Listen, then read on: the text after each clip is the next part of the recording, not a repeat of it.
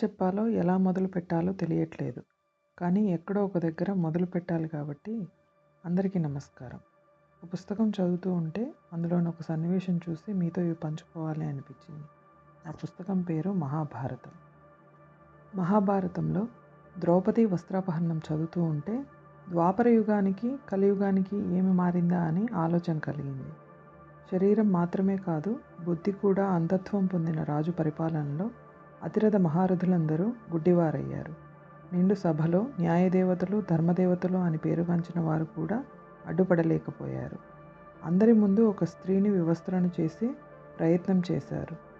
అప్పుడు ఆ స్త్రీ, 5 భర్తలున్న ఆ స్త్రీ, ఒక రాణి అయిన ద్రౌపది నలుగురిలో తనని వివస్త్రణ చేస్తుంటే ప్రశ్నించింది, ఎదిరించింది, ఏడ్చింది, శపించింది. ఆ క్షణానే ఒక మహాయుద్ధానికి నాంది పడింది. పంచభూతాలలో కలిసిపోయే తన శరీరాన్ని ఎందుకు ద్రౌపది అమూల్యంగా భావించింది? ఎందుకు గుప్తంగా ఉంచాలని ప్రయత్నం చేసింది? ఇక్కడే నాకు ప్రశ్న మొదలైంది. అందుకోసం ఒక మహాయుద్ధమే ఎందుకు చేసింది? కలియుగానికి వస్తే మనమున్న తరానికి కొన్ని తరాల ముందు, అంటే మనం పరాయి పరిపాలనలో మన దేశం ఉన్న రోజుల్లో, ఒంటి నిండా స్త్రీలు బట్టలు, ఇంకా చెప్పాలంటే స్త్రీ తన శరీర పైభాగాన్ని నిండుగా కప్పుకొని ఉండాలంటే పన్ను కట్టాల్సిన పరిస్థితులు ఉండేవి. అప్పుడు పన్ను కట్టి మరీ ఆమె తన శరీరాన్ని దాచుకుంది. అలా చాలామంది స్త్రీలే చేశారు. ఎందుకు స్త్రీలు శరీరాన్ని సరిగ్గా కప్పి ఉంచడానికి ప్రయత్నం చేశారు? మరి ఇప్పుడు సమాజంలో జరుగుతున్న సంఘటనలు చూస్తే ఒక స్త్రీకి, అమ్మా నీ శరీరాన్ని కప్పి ఉంచే వస్త్రధారణ చేసుకో అని చెబితే యుద్ధానికి దిగుతున్నారు కొందరు. నా శరీరం, నా స్వేచ్ఛ, నా ఇష్టం అంటూ మాట్లాడుతున్నారు. అలాంటి స్వేచ్ఛని ఇతరులు పాటిస్తున్నారు కాబట్టి సమాజంలో దారుణాలు జరుగుతున్నాయి. ఈ దుర్యోధన, దుశ్శాసన, దుర్వినీత లోకంలో అని పాటలు రాసి మరీ స్త్రీ విలువను తెలిపిన తరం నుండి ఇప్పుడు శరీరం మీద ఎంత తక్కువ వస్త్రాలు ఉంటే అంత ఎక్కువ విలువ అని బోధించే స్థితికి వెళ్ళిన తరానికి వచ్చాము. అయితే ఇలా అందరూ స్త్రీలు కాదు, తమ శరీరం ఎంత విలువైనదో తెలిసిన స్త్రీలు ఒక దేవాలయంలా చూసుకుంటున్నారు. అయితే ధృతరాష్ట్రునిలా గుడ్డివారిలా బ్రతుకుదామా, అలాగే గాంధారిలా గుడ్డివాళ్ళం అవుదామా? ఈ రెండింటి వల్ల దుర్యోధన, దుశ్శాసనం వంటి సమాజం ఏర్పడుతుంది. ఇక్కడ దుర్యోధన, దుశ్శాసన అంటే వ్యక్తులు, పురుషులు కాదు, మనలో ఉన్న అవలక్షణాలు. అవి స్త్రీ పురుషులు ఇద్దరిలో ఉంటాయి. ఒకప్పుడు దుర్యోధన, దుశ్శాసనులు స్త్రీలకు ఎదురుగా అక్కడక్కడ కనిపించి వలువలు వలిచేవారు. కానీ ఇప్పుడు అదే దుర్యోధన, దుశ్శాసనులు కొందరు స్త్రీల బుద్ధిలో చేరిపోయి తమ వలువలు తామే వలిచివేసుకుంటూ మిగతా స్త్రీలు కూడా అలాగే చేయాలని పిలుపునిస్తున్నారు. ప్రకృతి ధర్మాలు, శరీర ధర్మాలు అని కొన్ని ఉంటాయి. వాటిని అలాగే పాటించాలి కానీ వికృతిలో పడిపోకూడదు అన్న చిన్న విషయాన్ని మర్చిపోతున్నారు.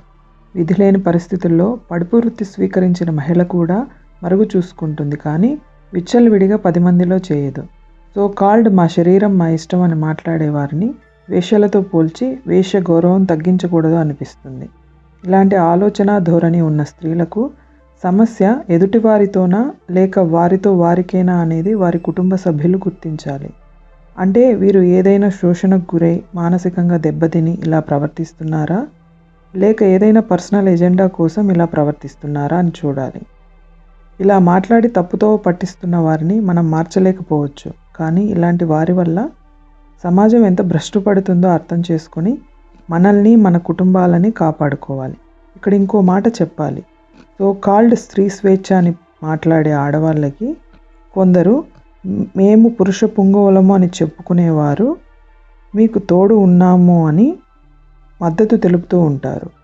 వీళ్ళు నిజంగా మీ భావజాలానికి మద్దతు తెలుపుతున్నారో లేక మీ బాడీకి మద్దతు తెలుపుతున్నారో ఈ సోకాల్డ్ స్త్రీ స్వేచ్ఛామునులు ఆలోచించండి. సమస్య మగవాడిలోనా స్త్రీలోనా అనేది కాదు. ఇద్దరి శరీరాలు వేరు, వాటి ధర్మాలు వేరు. రెంటికి ఎప్పుడూ పోటీ కాదు, పోలిక కాదు.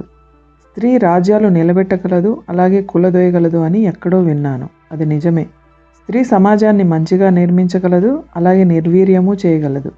శరీరం మీద బట్టలు నిలుపుకోవడం కోసం యుద్ధం చేసిన స్థితి నుంచి శరీరం మీద బట్టలు ఉంచుకోమా అనే దానికోసం యుద్ధం చేసే స్థితికి పడిపోయారా స్త్రీలు?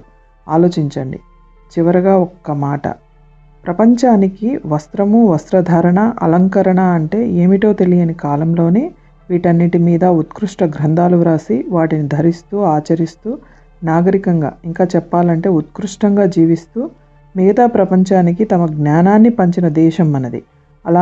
అలాంటి దేశంలో పుట్టి పెరిగి జీవిస్తూ తమ శరీరం యొక్క గొప్పతనం తెలియక ప్రకృతిని నాశనం చేస్తున్నట్లే ప్రకృతితో సమానమైన తమ శరీరాన్ని, ఆ శరీరంతో సమాజాన్ని భ్రష్టు పట్టిస్తుంది. ఆడవారిని చూస్తే జాలి వేస్తుంది. మీరు త్వరగా కోలుకోవాలని ఆశిస్తూ విలువల వలువలు వలిచేస్తారో, విలువలతో నిలబడతారో, సమాజాన్ని నిలబెడతారో మీ ఇష్టం. ఉంటాను. భారత్ మాతాకి జై.